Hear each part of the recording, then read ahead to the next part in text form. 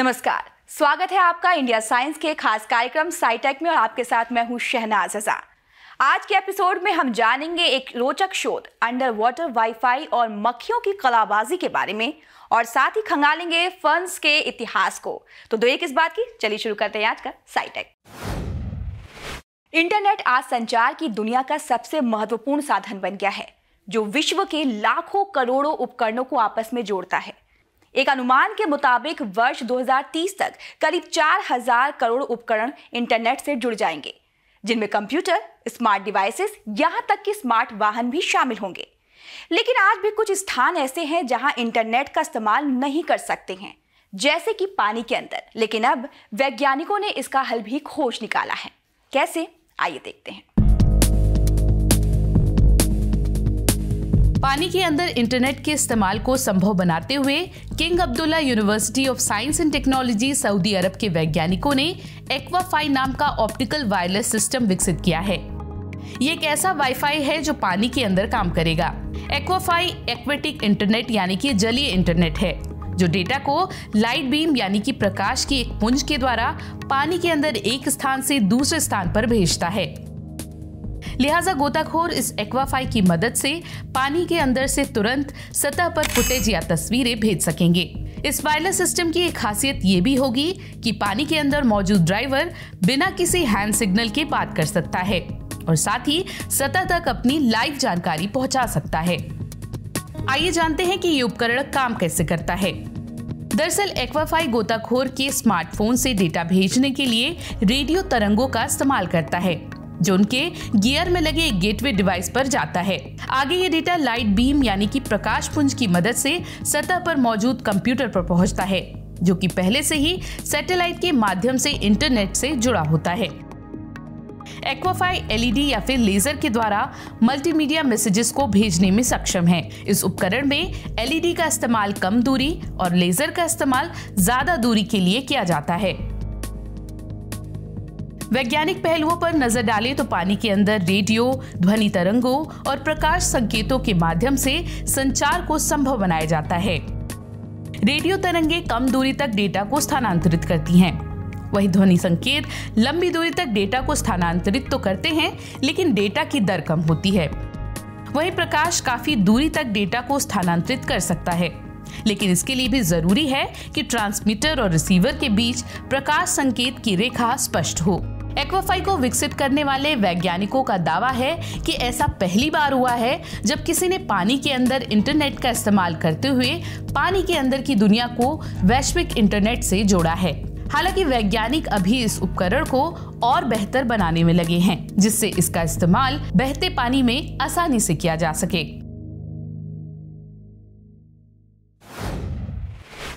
प्रेरणा हम छोटी बड़ी हर चीज से ले सकते हैं और प्रकृति तो हमेशा से हमें प्रेरित करती रही है। लेकिन क्या एक नन्ही सी मक्खी हमारी प्रेरणा की स्रोत हो सकती है, वो भी रोबोटिक्स और ड्रोन जैसी आधुनिकतम तकनीक के मामले में? इसका जवाब है हाँ।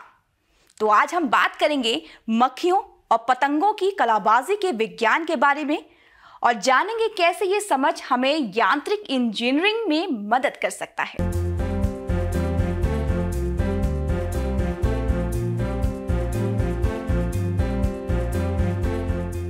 ऊंचे आसमान में विमान उड़ाते पायलट की कलाबाजी देखकर हम उसके कौशल की दाद देते नहीं थकते। ये भी सोचते हैं कि केवल जटिल मानवीय मस्तिष्क ही इस तरह की कलाबाजी को अंजाम दे सकता है। लेकिन क्या आपको पता है कि मनुष्यों के मस्तिष्क की तुलना में हजारों लाखों गुना छोटे मस्तिष्क वाली मक्खियां या पतंगे भी इस तरह की कलाबाजी करते हैं। बेंगलुरु के national centre for biological sciences, USA की पेंसिल्वेनिया स्टेट यूनिवर्सिटी और कोलोराडो स्टेट यूनिवर्सिटी के वैज्ञानिकों ने अपने शोध के जरिए पता लगाया है कि कैसे पलक झपकते ही एक मक्खी छत की दीवार पर उल्टा लैंड कर जाती है। वैज्ञानिकों ने अपने अध्ययन में ब्लू बॉटल फ्लाइज को लिया, जिसका वैज्ञानिक नाम है कैलिफोरा वोमिटोरिया। पहले ये अवधारणा थी कि ये मक्खियां कमरे की छत की तरफ उड़ती हैं और उससे टकराने पर अपने पैरों से चिपक जाती हैं। लेकिन इस अध्ययन से पहली बार पता चला कि छत पर लैंड करते वक्त शरीर को उल्टा करने में एक जटिल कौशल का इस्तेमाल होता है। वास्तव में मक्खी ऊपर की ओर उड़ते हुए अपनी गति तेज करती है और फिर लैंड करने से पहले अपने शरीर को घुमा देती है और पैरों को आगे की ओर बढ़ाती है। उनका सेंट्रल मोटर सिस्टम इन गतिविधियों को नियंत्रित करता है। अंत में वे छत को अपने पैरों से मजबूती से पकड़ लेती हैं और अपने शरीर को झुलाते हुए लैंड करती हैं, बिल्कुल एक जटिल एरोबैटिक करतब की तरह। इस लैंडिंग में 4 तरह के कौशल का इस्तेमाल होता है। पहला कलाबाजी, दूसरा लुढ़कना, तीसरी कलाबाजी और लुढ़कने का संयोजन और चौथा अपने पैरों की मदद से शरीर को झुलाना। इन सब का संचालन होता है लैंडिंग के पहले मक्खी द्वारा प्राप्त दृश्य सूचनाओं से। मक्खियों की ये बारीक एरोबैटिक की कला उन्हें ऊर्जा बचाने में भी मदद करती है। शोध के दौरान ये भी पता चला कि मक्खी का छोटा सा मस्तिष्क कैसे अलग अलग संवेदी संकेतों से मिली जानकारी को तेजी से जोड़ता है और उन्हें पंखों और पैरों के समायोजित मूवमेंट में भी बदलता है। ये संवेदी संकेत आँख से और पीछे के रूपांतरित डैनों से मिलते हैं। इन संवेदी इनपुट के आधार पर मस्तिष्क मांसपेशियों को संकुचन का आदेश देता है और जिससे पंखों में सही तरीके से गति होती है और ये सब कुछ मिलीसेकंड में संपन्न हो जाता है। ये शोध साइंस एडवांसेस नामक जर्नल में प्रकाशित हो चुका है। वैज्ञानिकों के मुताबिक ये शोध रोबोटिक्स को आगे बढ़ाने में मदद करेगा। वर्तमान रोबोटिक तकनीक में वैसा ही कौशल प्रदर्शित करने के लिए जरूरी क्षमता और गति नहीं है। ये शोध एरियल रोबोट और ड्रोन की डिजाइन में भी मददगार हो सकता है जो उल्टा लैंड कर सके। ये न्यूरोलॉजिस्ट के लिए भी एक बेहतरीन अध्ययन है। मक्खियों के तंत्रिका तंत्र की कुशलता को समझने से मनुष्य के मस्तिष्क की समझ भी बढ़ेगी। वाकई ये मक्खियां कमाल की हैं।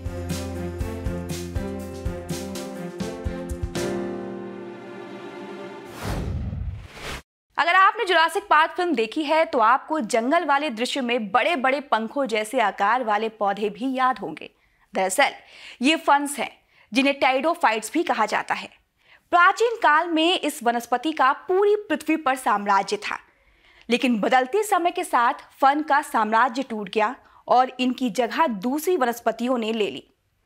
आइए आज हम फर्न की उत्पत्ति और विकास के सफर पर चलते हैं।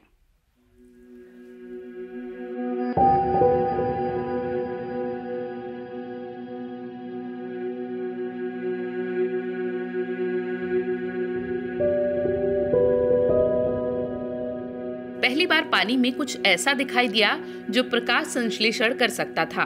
वो था एल्गी यानी कि शैवाल। संरचना में बिल्कुल सरल, इनमें ना तो पत्ते थे और ना ही तने। साथ ही ये जल प्रणाली से भी वंचित था। आगे इनका विकास हुआ और इनसे उत्पन्न हुए मॉसेस यानी कि काई धीरे धीरे जीवन पानी से धरती पर पहुंचा। एल्गी और मॉसेस दोनों में ही वैस्कुलर सिस्टम यानी कि संवहनी प्रणाली मौजूद नहीं थी, यानी कि इनमें जाइलम और फ्लोएम दोनों ही नहीं थे जो पौधों में भोजन और पानी का संचालन करते हैं। ऐसे में फर्न्स की उत्पत्ति हुई जिनमें संवहनी प्रणाली पूरी तरह से विकसित थी। प्रारंभिक फॉर्म में पत्तियां नहीं थी, ये पृथ्वी से निकली हुई हरी छड़ी की तरह दिखते थे। इसके बाद इनमें पत्तियां विकसित हुई जिन्होंने खुद को सूखे, गीले और छायादार परिस्थितियों के अनुकूल बनाया। फर्न में फूल नहीं थे, लेकिन इनके छोटे छोटे पाउडर जैसे स्पोर्स यानी कि बीजाणु दूर दूर तक बिखर जाते और उस समय की विपरीत परिस्थितियों में भी खुद को बचाए रखने में कामयाब हुए। करीब 30 करोड़ साल पहले कार्बोनिफेरस अवधि में फर्न पृथ्वी की मुख्य वनस्पति के रूप में विकसित हुए। अव्यवस्थित और लगभग खत्म हो चुके पर्यावरण में फर्न सबसे पहले उत्पन्न होते हैं। ये बीजों के अंकुरण के लिए आधार और छाया दोनों प्रदान करते हैं। इसलिए कहना गलत नहीं होगा कि फूलों वाले पौधों के विकास में फर्न्स का मुख्य योगदान रहा है। यही वजह है कि पौधे के विकास के रहस्य को समझने के लिए शोधकर्ता अब फर्न का आनुवंशिक विश्लेषण कर रहे हैं। फर्न जलवायु परिवर्तन के प्रति काफी संवेदनशील होते हैं, इसलिए ये पारिस्थितिक स्थितियों के लिए भी अच्छे संकेतक माने जाते हैं। इनका उपयोग इनकी पर्यावरणीय परिस्थितियों के विश्लेषण के लिए भी किया जा सकता है। साथ ही इनमें औषधीय गुण भी छिपे होते हैं। फिलहाल फूलों वाले पौधे पृथ्वी की ज्यादातर भागों की मुख्य वनस्पति हैं, जो फर्न से 25 गुना ज्यादा हैं। आज से करीब 65 से 144 करोड़ वर्ष पहले क्रिटेशियस अवधि में जलवायु परिवर्तन हुआ और सूखे जैसी परिस्थितियां उत्पन्न हुई। इस परिस्थिति ने फूलों वाली वनस्पतियों को जन्म दिया, जो धीरे धीरे पूरी पृथ्वी पर फैल गई और फर्न्स के साम्राज्य को तोड़ दिया। प्रकृति के परिवर्तन के साथ फर्न की बहुत सी प्रजातियां धरती के अंदर दफन हो गईं, जो आज कोयले के रूप में उपयोग में लाई जाती हैं। फिलहाल धरती पर फर्न की 12,000 से भी ज्यादा प्रजातियां मौजूद हैं। तो उम्मीद है अगली बार जब आप फर्न को देखेंगे तो इसके अतीत और साम्राज्य को जरूर याद करेंगे।